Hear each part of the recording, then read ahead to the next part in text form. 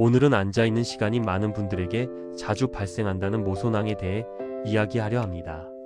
모낭이 피부 속으로 들어가 피부 밑에 작은 공간을 만들어내는 것으로 때로는 통증과 함께 염증이 발생하기도 하는데요. 이번 영상에서는 모손낭의 원인, 증상, 그리고 치료법에 대해 자세히 알아보겠습니다. 모손낭은 피부와 피부 사이에 생기는 작은 구멍이나 통로를 말합니다. 모낭이 피부 속으로 들어가면서 피부 밑에 작은 공간을 만들어내는데 주로 엉덩이 사이 척추 끝부분 근처에 발생합니다. 이 구멍이나 통로는 머리카락, 피부 조직, 땀, 피부 유분 등으로 차 있을 수 있습니다. 때로는 이 구멍이 염증을 일으키거나 통증을 동반하는 농양이 발생하게 되기도 합니다. 모손낭은 누구에게나 발생할 수 있지만 특히 앉아있는 시간이 많거나 체모가 많은 사람들, 체중이 많이 나가는 사람들에게 자주 발생하는 편입니다. 가장 흔하게 관찰되는 나이대는 20대에서 30대이며 남성들에게서 더 자주 발생하는 것으로 알려져 있습니다.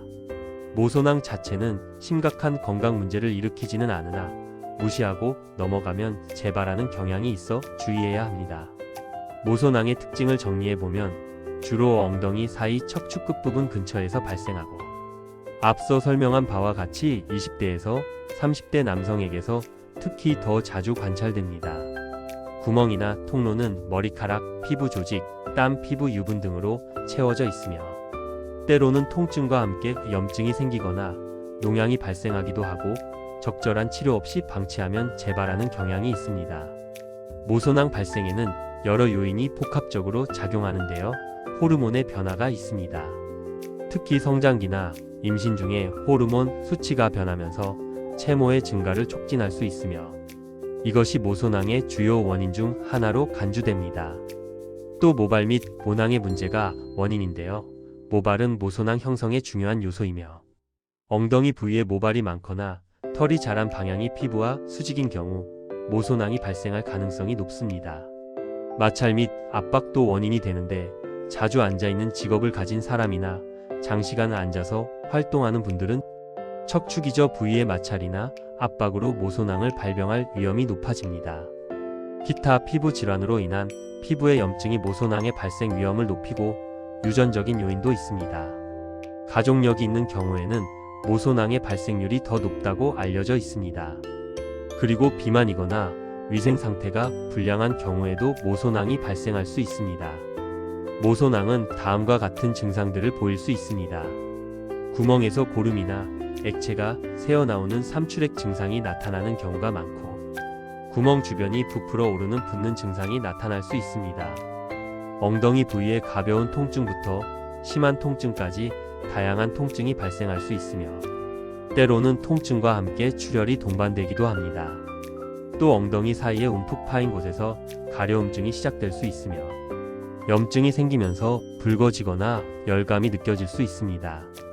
모손낭은 초기에는 특별한 증상이 없거나 꼬리뼈 근처에 피부가 함몰된 소견만 보일 수 있습니다. 하지만 염증이 생기면 꼬리뼈 통증으로 인해 정형외과나 신경외과를 찾는 경우가 많아서 조기 진단 및 치료 시기를 놓칠 수 있습니다. 또 모손낭의 농양은 단순한 종기 또는 피지 낭종과 헷갈릴 수 있어 주의가 필요하며 단순 농양이나 피지 낭종으로 오인하여 여러 번의 수술을 받는 경우도 흔합니다. 모손낭은 털이 피부 속으로 파고 들어가 염증을 일으키며 피부 아래의 주머니나 통로를 만드는 질환입니다. 일반적인 종기나 농양은 피부 감염으로 생기는 염증성 질환이며 피지 낭종은 피부에 피지선이 막혀 생기는 주머니입니다. 모손낭은 단순 염증을 넘어 모발의 침투와 이로 인한 피부 아래의 낭주머니 형성이 특징이며 특히 엉덩이 꼴의 천미부라는 특정 위치에 잘 발생한다는 점에서 다른 일반 피부 질환과 구별됩니다. 모손낭은 진행형 질환으로 시간이 지날수록 주머니가 커지면서 주변으로 고름이 흐르기 때문에 겉으로 드러난 종기보다 속으로 더 곪아있는 경우가 많습니다. 모손낭은 생활습관 개선을 통해 충분히 예방할 수 있습니다. 체중 관리는 과체중이 모손낭을 유발하는 주요 요인 중 하나이므로 균형 잡힌 식단과 꾸준한 운동으로 건강한 체중을 유지하시는 것이 중요합니다. 앉는 시간 줄이기도 필요한데요. 오랜 시간 앉아 있는 것은 엉덩이에 압력을 가하고 모손낭 발생을 촉진할 수 있으니 가능하다면 일정 시간마다 일어나서 걷거나 스트레칭을 하시는 것이 좋습니다. 청결 유지 역시 중요합니다. 엉덩이 부분의 청결을 유지하고 땀이나 먼지로 인한 피부 자극을 최소화하는 것이 필요하며 채모가 긴 경우에는 정기적으로 제거하는 것도 도움이 될 수 있습니다. 부상 방지도 신경 써야 합니다. 엉덩이나 척추 주변에 부상이 생기지 않도록 주의하는 것이 중요하며 특히 사이클링 말타기 등 엉덩이에 부담을 주는 활동을 할 때는 더욱 주의해야 합니다. 또 너무 꽉 끼는 옷은 피하시는 것이 좋습니다. 모손낭에 감염이 동반되지 않은 초기에는 일상생활에 큰 지장은 없을 수 있습니다. 하지만 모손낭은 진행형 질환입니다.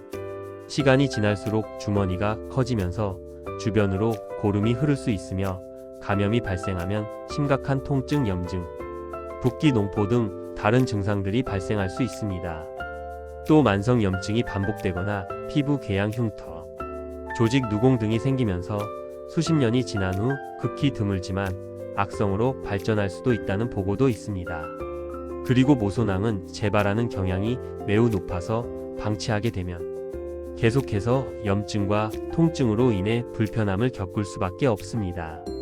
모손낭의 치료는 염증 정도와 질환의 만성 여부에 따라 달라집니다.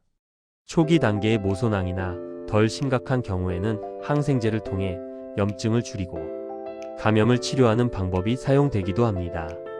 그러나 모손낭은 광범위한 절제가 동반된 방법이 필수적이며 모든 염증성 조직과 모손낭 또는 모소루를 완전히 제거하는 수술적 치료가 완치의 핵심입니다. 수술 후 관리도 매우 중요합니다. 수술 후에는 상처가 완전히 치유될 때까지 정기적인 드레싱 변경이 필요하며 창상 주위 모발은 적어도 10일에서 14일에 한 번씩 뽑거나 면도를 해야 합니다. 수술 후 모발 관리는 상처가 좋아진 후 적어도 3개월은 지나고 시행해야 재발률을 낮출 수 있습니다. 더 심각한 경우나 재발하는 모손낭에 대해서는 수술이 필요할 수 있습니다. 수술은 모손낭을 제거하고 주변에 감염된 조직을 제거하는 방법입니다. 수술 방법에는 여러 가지가 있습니다. 열린 수술은 모손낭을 제거한 후 상처를 열어두어 자연스럽게 치유되도록 하는 방법이며 이 경우 드레싱 변경이 필요할 수 있으며 치유 기간은 약 한 달 정도 걸립니다. 다친 수술은 모손낭을 제거한 후 상처를 바로 봉합하는 방법으로 더 빠른 회복을 기대할 수 있지만 경우에 따라 재발률이 높을 수 있습니다. 최근에는 축소 절개 3중 봉합 등 재발률과 합병증을 낮추기 위한 다양한 수술 방법이 시행되고 있는데요. 축소 절개 3중 봉합을 당일 수술이나 퇴원으로 진행하고 수술 후 재발률도 5% 미만의 안정된 결과를 보였다고 합니다. 또 레이저 치료가 있습니다. 최근에는 모손낭을 치료하기 위해 레이저를 사용하는 방법도 등장했으며 통증이 적고 회복 시간이 빠른 것으로 알려져 있습니다. 수술 비용은 발생 원인에 따른 보험 적용 여부에 따라 달라지겠지만 보험 적용 시 입원비 포함 모손낭 절제술의 수술 비용은 대체로 30만원에서 70만원 사이입니다. 일반적인 금액으로는 항생제 치료는 10만원 미만으로 측정되며 레이저 치료나 수술의 경우 입원 기간 보통 3일에서 5일에 따라 수십만원에서 수백만원 정도로 알려져 있습니다. 정확한 비용은 수술 방법, 의료기관의 종류, 환자의 건강보험 상태 등에 따라 비용이 변동될 수 있습니다. 그리고 음식이 직접적으로 모손낭을 예방하거나 유발하는 것은 아니지만 건강한 체중을 유지하는 것이 모손낭 예방의 중요한 요소 중 하나입니다. 과일과 채소 단백질이 풍부한 음식과 곡물류가 건강한 체중 유지에 도움을 줍니다. 고칼로리 음식이나 과도한 당류를 드실 수 있는 것은 과체중을 초래할 수 있어 피해야 합니다. 또 모손낭에는 흥미로운 사실들이 숨겨져 있는데요. 지프병이라는 별칭이 있습니다. 모손낭은 2차 세계대전 때 오랜 시간 동안 앉아 있어야 했고 땀과 마찰로 인해 전차 운전병들 사이에서 빈번하게 발생했기 때문에 지프병이라는 별칭도 얻게 되었습니다. 또 남성에게 더 흔합니다.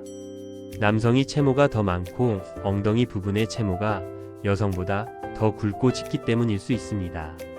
그리고 통증이 없을 수도 있습니다.